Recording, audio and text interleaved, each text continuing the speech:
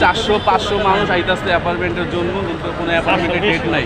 ঠিক আছে, আজকে কমপক্ষে 300 লোকের উপরে হয়েছে, 300 লোক। এর উপরে আর কোনো আমি 10টা 35-এ আসছি, সেই সময় হয়তো শুরু হয়েছে, এখন পর্যন্ত চলতেছে। আর কোনো শেষ হবে 3টার আগে শেষ হবে না, বা 4টার আগে।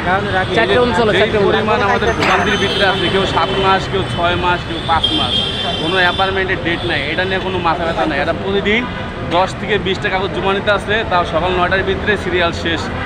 আর এরা 10টার পরের থেকে 1 বা 2টা পর্যন্ত শুধু তথ্য কেন্দ্রের সিরিয়াল, তারা শুধু তথ্য দিতে দিতে এদের দিন শেষ।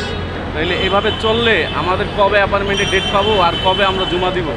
এটা দায়ভার আমাদের প্রত্যেকজনের। লুলুস তো অলরেডি মেয়াদ শেষ, কিন্তু এটা মালিক সিজনের পর বসে থাকবে না। এটার দায়ভার কে? একটা কাগজের অ্যাপার্টমেন্টের ডেট পাইতে যদি 1 বছর লাগে, তাহলে আমরা কাগজ জমা দেবো কবে আর আমরা ভিসা পাবো কবে?